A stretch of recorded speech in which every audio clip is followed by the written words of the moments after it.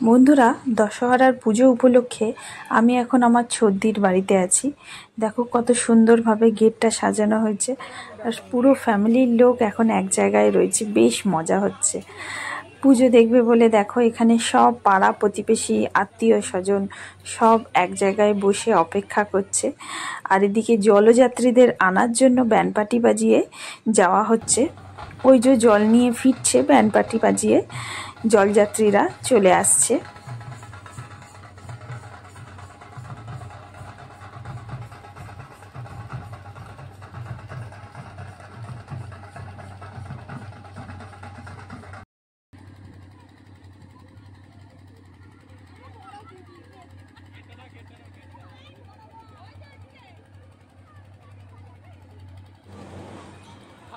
বিকেলবেলা সবাই আমরা এক জায়গায় দাঁড়িয়ে খুব মজা করছি।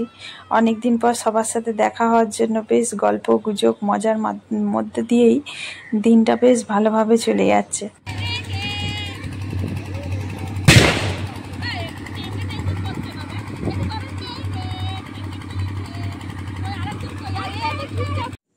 আমি নাতিকে নিয়ে ফটো সেশন শুরু করে দিয়েছি।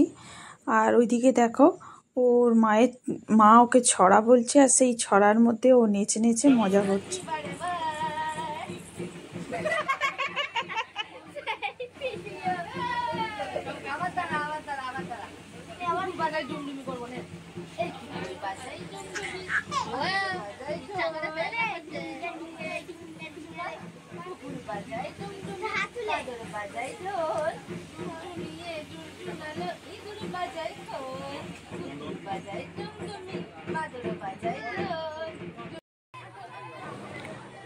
পুজো শেষের মুখে এখন বাতাসা ছড়ানো হচ্ছে, তাহলেই প্রায় পুজো শেষ হয়ে যায়, কমপ্লিট।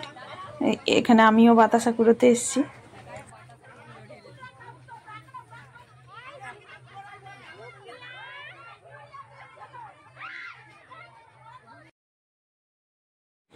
পুজো যতক্ষণ হচ্ছিল ততক্ষণ তো রান্না করা যায়নি। এখন পুজোর শেষে রান্নার তোড়জোড় শুরু হয়ে গেছে।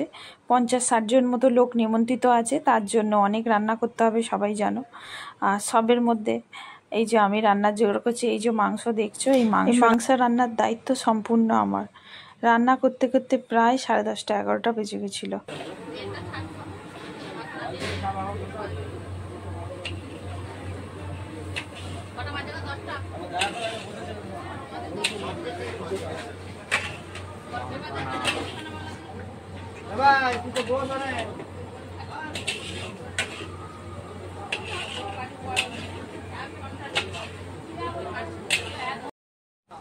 এই যে আমাদের লাস্ট ব্যাচ খেতে বসেছে, তখন প্রায় 2টো বাজে রাতের।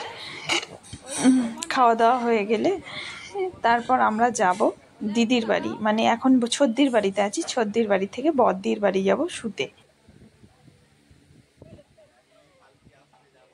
চলো চলো।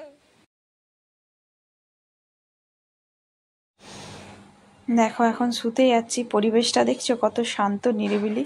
চোখে 2-1জনই পড়বে, এর বেশি কাউকে পড়বে না, কারণ সবাই ঘুমিয়ে গেছে।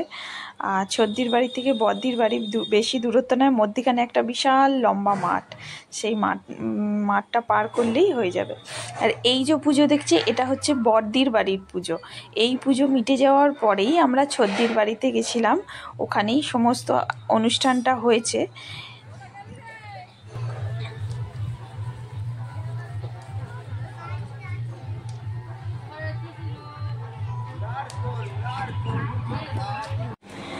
পুজোর দ্বিতীয় দিন দেখো পুজো হয়ে গেছে, সেই আনন্দে সব রং মেখে ভূত হয়ে বা গানের আওয়াজ, মানে গান বাজিয়ে নাচানাচি করছে, কারোর কোনো হুঁশ নেই। দেখো, আর আমি চারিদিকে ভিডিও করে বেড়াচ্ছি কে কি করছে দেখবার জন্য। এগুলো হচ্ছে স্মৃতি, সারা জীবন থেকে যাবে।